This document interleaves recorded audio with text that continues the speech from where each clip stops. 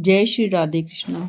वैसाख का महीना शुरू हो चुका है और ये वैसाख का महीना ऐसा है कि इसमें हम थोड़ा सा भी पुण्य करते हैं ना तो उसका भी हमें बहुत ज़्यादा फल मिलता है। और वैशाख के महीने में तुलसी सींचने का बहुत ही बड़ा महत्व है, क्योंकि ये महीना वैशाख का विष्णु भगवान को सबसे ज़्यादा प्रिय होता है। और आइए आज मैं आपको तुलसी सींचने की एक ऐसी कहानी सुनाती हूँ जिसको आपको सुनकर वैशाख के महीने की महिमा का ज्ञान होगा। और दोस्तों, कोई भी हम कहानी कथा पाठ सुनते हैं तो उसे बीच में ही नहीं छोड़ते हैं। तो इसलिए अगर आप ये कहानी वीडियो को स्टार्ट किया है तो प्लीज़ इस कहानी को पूरा सुनिए, तभी आपको इस कहानी का महत्व समझ में आइएगा। आइए कहानी शुरू करते हैं। तुलसी माता की जय। बहुत पुराने समय की बात है। एक गांव में एक परिवार रहता था। परिवार में 3 सदस्य थे, माँ, बेटा और बहू। यह कहानी सास और बहू के व्यवहार की है। सास जो थी बहुत झगड़ालू और घमंडी थी, और बहू बहुत सीधी और शांत थी स्वभाव की थी। सास बहू पर बहुत गुस्सा और अत्याचार करती थी, उससे पूरे घर का काम कराती थी और उसे खाने में एक सूखी रोटी देती थी। और जो उसका बेटा था, उसको इन बातों का पता नहीं था। वह सुबह ही अपने काम पर चला जाता और जो बहू थी वो घर के काम पर लग जाती थी। एक दिन बहू ने देखा कि पड़ोसन नया मटका लाई है, और बहू ने पूछा कि आप ये मटका क्यों लाए हो? तो उसने बताया कि वह वैसाख के महीने का स्नान करने की तैयारी कर रही है। बहू तो वैसाख माह के बारे में कुछ भी नहीं जानती थी, उसे कुछ पता ही नहीं था। तो उसने पड़ोसन से वैसाख माह के बारे में पूछा। तो पड़ोसन ने उसे बताया कि वैसाख मास का महीना बहुत ही फलदायक है और तुरंत फल मिलता है, और तुलसी माता का पूजन और उसकी महिमा भी बताई। और कहा कि वैसाख माह में स्नान करके तुलसी माता को जल दे यानी सींचे, वो उसके जीवन की सभी परेशानियों का अंत हो जाता है। अब बहू सोचने लगी, मुझे भी ये सब करना चाहिए, इसी से मेरे परेशानियों का अंत हो जाए शायद। तो उसने वैसाख माह के तुलसी पूजन करने का संकल्प लिया। उसने जब ये बात अपनी सास को बताई तो वैसाख मास की और तुलसी महिमा, तो सास ने बोला, ये सब करने की कोई ज़रूरत नहीं है, तुम चुपचाप घर का काम करो और यही पाठ पूजा और पाठ है।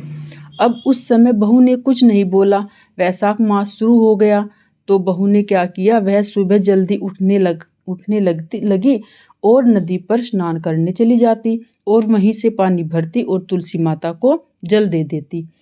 वहीं बैठकर तुलसी माता की कहानी सुन लेती और सास के जागने से पहले घर वापस आ जाती। अब वह रोज ऐसा ही करती रही। शुरू के 15 दिन बीत गए। एक दिन उसकी सास की आंख जल्दी खुल गई, सुबह जल्दी उठ गई वह। तो उसने देखा कि घर में बहू तो नहीं है। उसे थोड़ा अजीब सा लगा। तो उसने सोचा, अगले दिन फिर वह सास जल्दी उठी तो उस दिन भी उसने बहू को नहीं देखा। तो वह सास ने सोचा कि शायद वह वैसाख के महीने के बारे में बात कर रही थी, तो वह वहीं पर गई होगी। अब सास ने उसका नियम तोड़ने की सोची, तो अगले दिन उसका मटका बदल दिया। पक्के मटके की जगह कच्ची मिट्टी का मटका वहां रख दिया। सुबह जब वह स्नान करने गई तो उसने तुलसी माता को सींचने के लिए जल भरा। मटका गल गया और अब वह बहू रोने लगी। रोते रोते तुलसी माता को बोलने लगी कि हे तुलसी माँ, आज मेरा नियम टूट गया है, मुझे क्षमा कर दीजिए।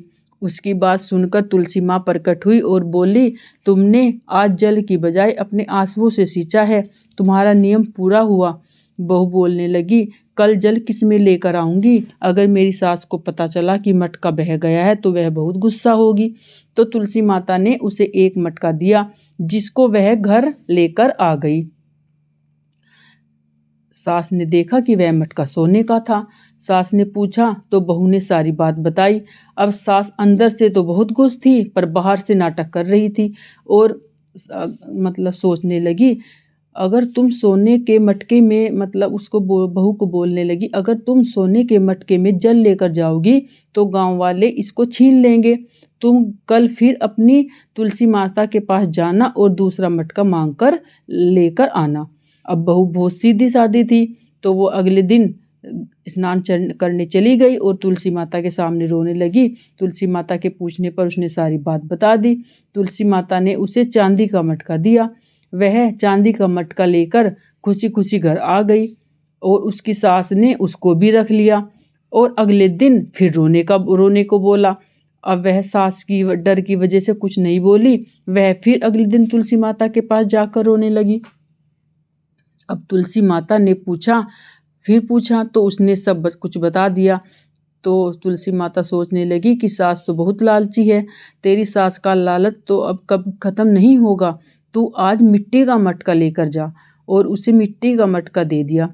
बहू जब उसे लेकर घर पहुंची तो उसकी सास बोली, तुम्हारी तुलसी माता के पास इतना ही धन है, जिसके पास देने के लिए कुछ नहीं है, उसे सींचने से क्या लाभ है।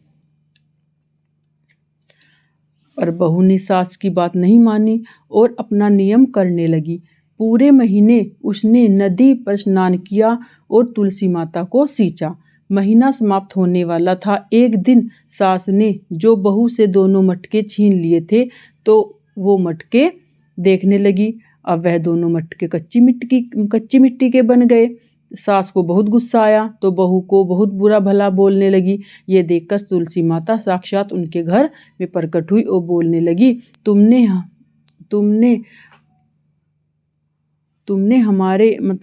इतना लालच और पाप किया है कि इसलिए तुम्हारे छूने से ये मिट्टी के जो घड़े हैं, मतलब जो सोने और उसके चांदी का जो मटका था वो मिट्टी के बन गए हैं। अब जैसा बोओगे वैसा ही तो पाओगे। तुलसी माता की बात सुनकर सास की आंखें खुल गई और उस तुलसी माता के पांव पकड़कर क्षमा मांगी। तुलसी माता ने माफ कर दिया, खुश रहने का वरदान दिया। तुलसी माता की कृपा से तीनों घड़े सोने के बन गए। अब सास और बहू दोनों मिलकर रोज तुलसी माता की सींचती और पूजा करती।